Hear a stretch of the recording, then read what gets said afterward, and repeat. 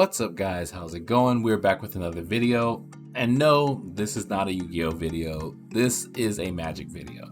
Why am I in Yu-Gi-Oh Master Duel?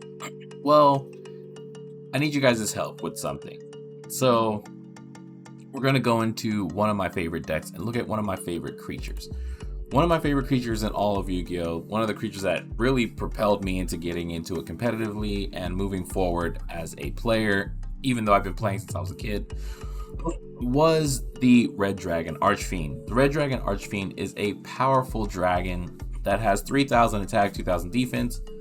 To do the math quickly, because I'm trying to keep this video pretty short, in Commander standards, that would mean that with 21 commander damage being the maximum, divided by 3, 7 damage is roughly what you want to go for as a commander for a person like me. 7 damage or more is 3 hits or less.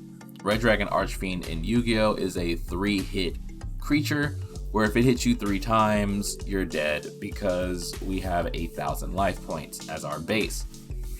So getting into that, Red Dragon Archfiend has a pretty unique effect, which cannot be translated into Magic the Gathering, which is making this very complicated, but I'm trying my hardest to build something similar.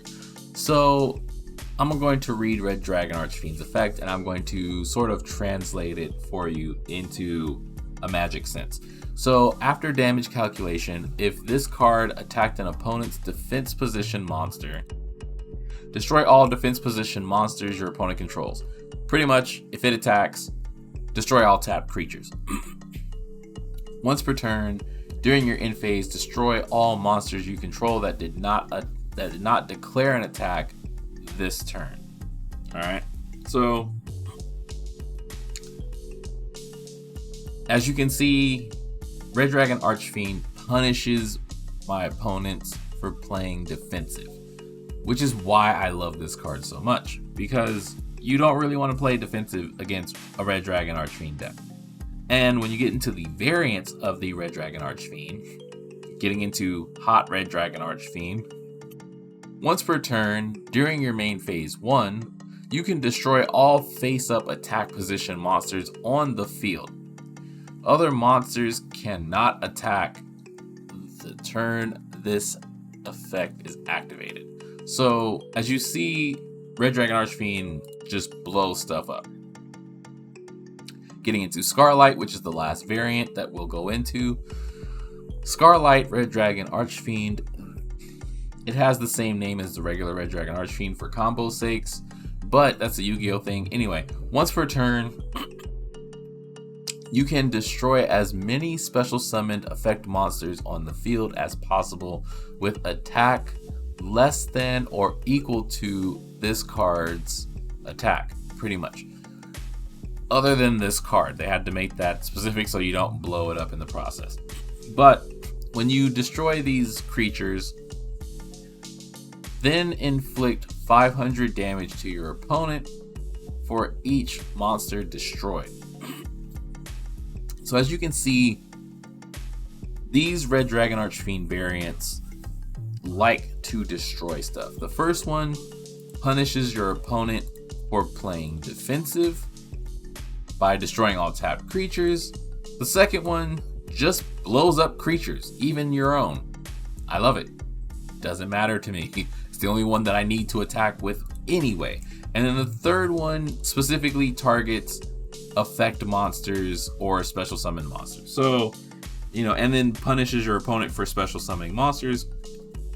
To translate that into Magic the Gathering, that would mean that special summoning would be playing creatures without paying for their mana cost. That would be a special summon in Magic the Gathering, literally. So that's how this deck pretty much operates. Bring out Red Dragon Archfiend, blow up creatures, attack with 3,000, hit them 3 times, I win. That's pretty much how it goes. Getting into a Magic sense, that's pretty difficult to do. And the reason why I say that is because when looking at commanders, you want to think about what's good at blowing stuff up. I'm going to take you to a card that was brought to my attention by a friend of mine, which is called World Slayer. World Slayer is an equipment which costs 5 to bring out, and it's 5 to equip, so 10 in total, which is a lot. But it has, whenever equipped creature deals combat damage to a player, destroy all other permanents other than World Slayer. Now, keep in mind where we were going with this. So, we need a creature that would be able to survive World Slayer, but also have 7 or more base power, I guess you could say. To be honest, the first creature I thought of was Mogris? Yeah, was Mogris. Mogris, God of Slaughter.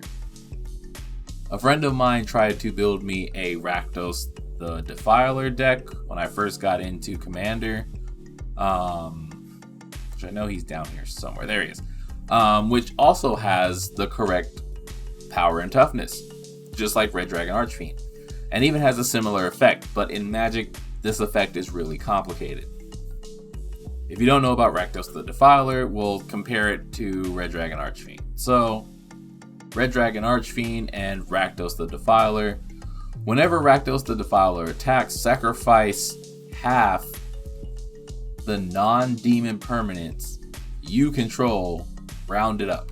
So that includes lands, enchantments, artifacts, anything that's not a demon. Then it has, whenever Rakdos deals combat damage to a player, that player sacrifices half the non-demon permanents he or she controls, rounded up. Now that is a very close equivalent to Red Dragon Archfiend. It has the right attack, the right defense. It even destroys stuff. Well, makes you sacrifice. But the problem is, it makes me, the controller, sacrifice first. So what I was running into as an issue was, I would attack with Rakdos the Defiler. My opponents would wait until the attack trigger was over, where I had to sacrifice pretty much all my lands, because that's all I really had. And then they would just bounce Rakdos back, or destroy it, or exile it, or something. So that way they didn't take damage and they didn't have to sacrifice anything, which sent Rakdos back to the command zone, which I can never summon again because I don't have enough mana now to play Rakdos the Defiler, so I automatically lost. That was kind of the build that we had at that time, and if I was to do it now, I would do it completely different, but still the effect is still the same, and that's still a problem. So if we were to equip World Slayer to something, Mogris is probably where I would go with, because it has indestructible. So it would be the closest thing I can think of to Red Dragon Archfiend, where equipping World Slayer on Mogris, the only problem is that I could probably only do it once every so often, because everything else would die and Mogris would become an enchantment again. Therefore, making it pointless, because all lands and enchantments and creatures and everything else that's not indestructible will be dying to World Slayer. So that kind of puts me at an impasse. The other idea that I had was Purphoros. And Purphoros is kind of in the same boat. Purphoros Bronze Blooded has indestructible. It is a 7/6. And if I put World Slayer on it, it blows up everything and goes back to being an enchantment. So it's not really helping. So I don't know what to do. So my first thought was, well, those aren't going to work long term. What if I use something that will benefit off other things being destroyed, instead of, blowing everything up with World Slayer? So the first person I thought of was Corvold. I thought, well, Corvold is pretty good. You know, it gets bonuses off of things being sacrificed. And, you know, it draws cards, it does things, it's Corvold. But that build is way too complicated and not straightforward at all. All the builds are complicated and they make my head hurt. So I was like, man, I gotta come up with something simple. So thinking about it, I ran to Mono Black. And I was like, what do we have here? So with Mono Black, I was like, I need something straightforward that's gonna hit hard. What if it gains the attack? You know, what if it builds up over time? So I started to think about destruction and getting stronger, which led me to Yahenni. Yahenni Undying Partisan. It has haste, which is cool. It's a 3-drop, which is good. It's mono black, which is a problem. But whenever an opponent's creature dies, it gets a +1/+1 counter, and I can sacrifice one of my own creatures to give it indestructible. Similar to Red Dragon Archfiend in a sense, and not really. So, what else is there? Well, if I keep going down, there is also, what's his name? The Haunt of Hightower. The Haunt of Hightower has flying lifelink. It's a 6-drop. And it has, whenever the Haunt of Hightower attacks, defending player discards a card. Whenever a card is put into an opponent's graveyard from anywhere, which is anything, put a +1/+1 counter on the Haunt of Hightower. So if I destroy lands, if I destroy artifacts, or if they discard, if they draw and have to discard, whatever the reason, if a permanent or a card in general, instance of sorcery, goes into their graveyard, he gets stronger. And I don't know. This is where I'm starting to get lost. So trying to cross over. I mean, I've been playing Commander now for since 2017. When did Amonkhet come out? That's when I started playing Magic, but I didn't start playing Commander until Hour of Devastation came out. So that was when I had enough cards to build a Commander deck. This has been my ongoing problem. So trying to make a deck that's a little bit more simplified, I've started to think about what other options do I have, and their partners. So even though they're not great, we do have Dargo, but Dargo is really his own thing. I don't really have too many good options for a straightforward beatdown deck, as it's called in Yu-Gi-Oh, or as technically a Red Dragon Archfiend deck is. It's called a beat stick, because it's mostly just one creature beating you down over and over and over, like beating you with a stick. So that's why it's called a beat stick style of deck. So what I was thinking about from playing Arena, well, I should probably get into Arena. Let me go into Arena and show you what I was thinking at the time and lead you to a little bit of where I'm going. So here in Arena, we have the deck that I was playing on stream a couple days ago. If you want to check out my streams, the link is in the description below. You can check me out on Twitch, where I do play Magic Arena and Yu-Gi-Oh! Master Duel. But I was building this deck to finish a daily. And it said destroy 24 or 25 of your opponent's creatures. And I was like, oh, I can do that. I can do that in Rakdos. That's pretty easy to do. No matter what, Rakdos always has the ability to just destroy stuff. So I threw in some shocks. I threw in some cruel cuts, just basic stuff. And I was like, oh, Malakir Coldblade. I love this card. I'm a big vampire fan. And this card is pretty cool. Destroying opponent's creatures gives him +1/+1 counters. I was like, man, if this card was legendary, I could work with this. So I keep going. And I'm building this deck and I'm like, okay, I need recursion because this is magic. More kill spells and some draw, of course. And I was like Savage Gorger. I was like, what does this do? So at the beginning of your end step, if an opponent lost life this turn, put a +1/+1 counter on Savage Gorger. So I'm like, okay, this could work. I think this could work.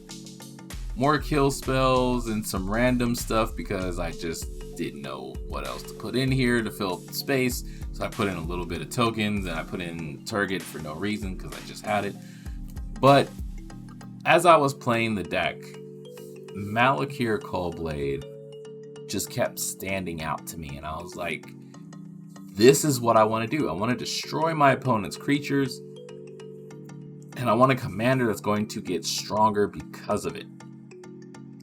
But because of my meta, I have to worry about things like enchantments.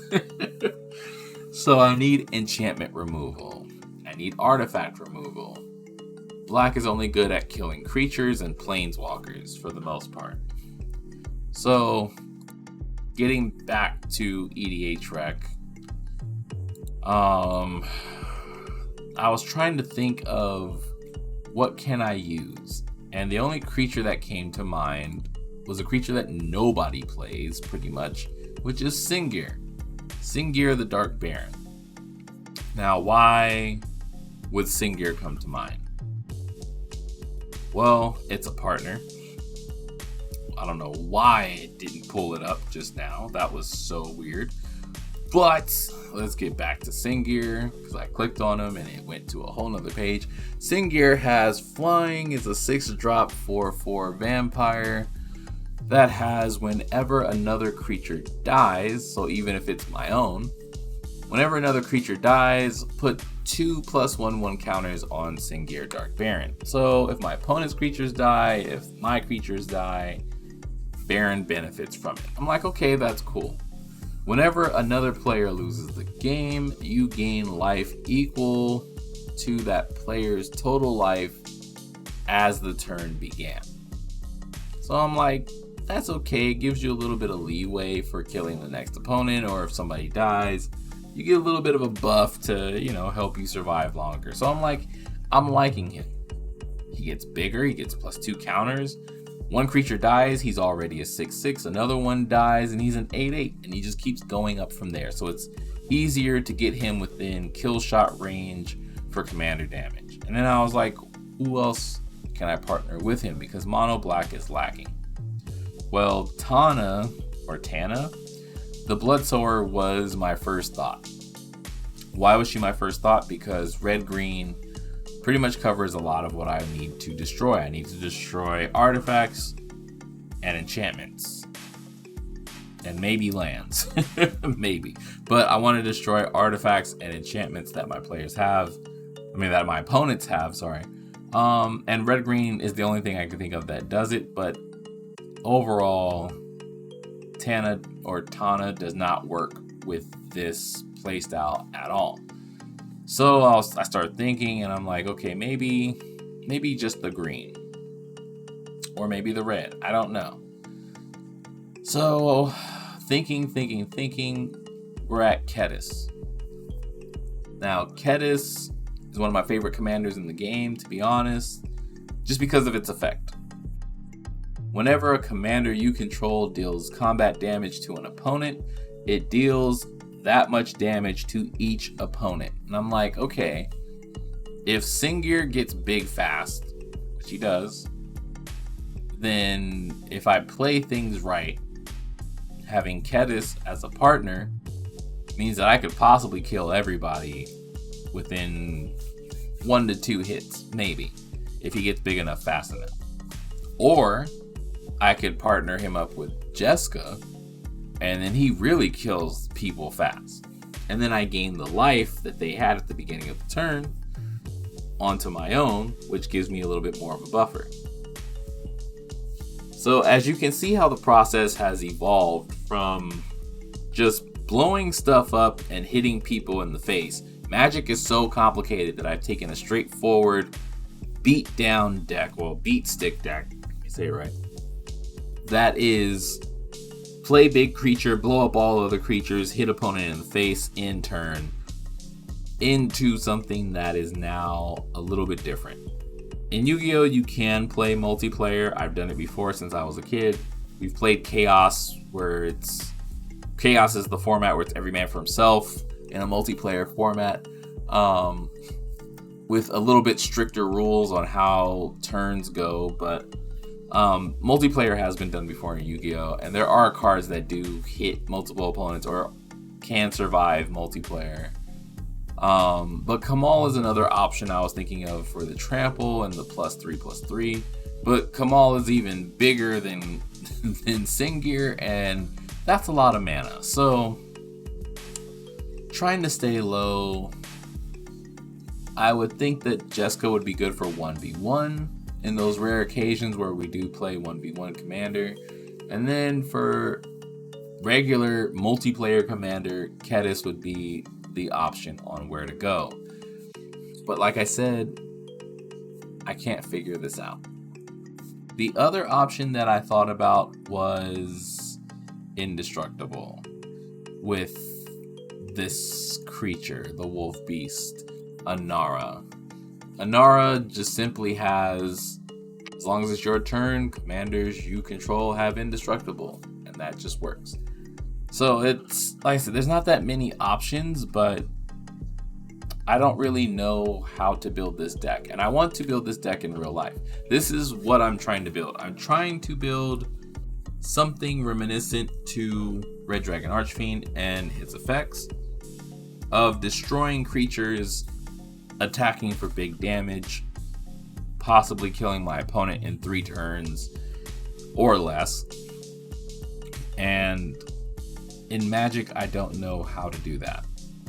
So if there is something that you can think of, I would love to hear it. I would love to get ideas, maybe ideas on different creatures, maybe different commanders. There's so many commanders out there, I could be missing something or someone. I've thought about the Red Dragon, but there's so many Red Dragons out there that, I could just focus on the Red Dragon or even Progenitus and just blow up everything. That could be an option. Playing dragons, have the dragons blow up everything, dealing damage to creatures, clearing the way for the Red Dragon, or dragon just smacks people in the face. Dragons are an option. But like I said, I want a commander that's going to deal commander damage, that's going to kill people in 3 turns or less. Well, 3 hits or less. Not 3 turns, because that's competitive, but just in a casual sense, I want to kill a player in 3 hits or less.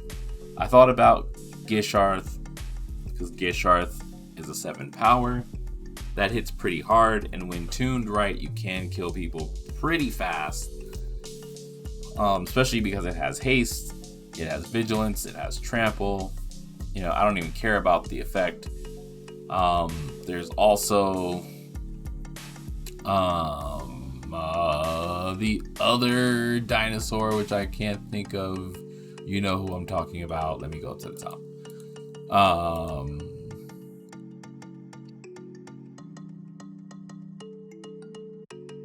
Zakama. I thought about Zakama because Zakama can also just come out, untap all my lands. I can destroy everything. Yeah, it's another thought that I've had. I just don't know. Or maybe there's something better. Maybe there's something I'm missing. I haven't been playing long enough. I don't really know all the commanders out there. And as much as I love EDH Rec, which I really do because this site is amazing, and I watch their streams and their videos all the time to try to get more ideas, to learn more about the game, the site can't really help me when it comes to this. This is not something that the website is designed for, when it comes to building strong, simple decks that are very straightforward. Zakama might be the way to go, but I honestly don't know. That's why I'm making this video as a ways to find more information and see if there is a better way to do things. Maybe there's a color I'm not thinking about. that has big creatures that are straightforward. There are Eldrazi as an option, but Eldrazi are also complicated. While they may seem simple, they're complicated in their builds and who you put as the commander. Or if you just run Kozilek as a commander, which then you need, colorless lands to play and so many artifacts, it becomes complicated. Like I said, I want to just destroy stuff on the field, swing with big creature in turn. And still have creature, hopefully still have creature by next turn. That's what I'm going for. Very simple, very straightforward. No thrills or cheap tricks, no combos, no technical card play with card gymnastics going from hand to graveyard and back to the field, exiled, field, graveyard, library, etc., etc. Even with Red Dragon Archfiend, there is a little bit of technicality to build it because of synchro summoning, but that's something completely different. Just to make him, but that's because Yu-Gi-Oh doesn't use mana or anything like that. But anyway, as I was saying, it's just something that has been on my mind, and I've been wanting to build it for so long, and I feel like I can't play my style in Magic because Magic is just so complicated that simple things are complicated. You can't just build a simple deck because there is no such thing as simple in Magic the Gathering. Everything is to the max technicality. Maybe I'm wrong. Maybe Xenoghost is the answer. I don't know. I have no clue. So that's it for this video. Part 2 will be me trying to build something. But that's all I can think of right now. I've just been looking at big hitting commanders that are 7 or higher, like Arixmethes.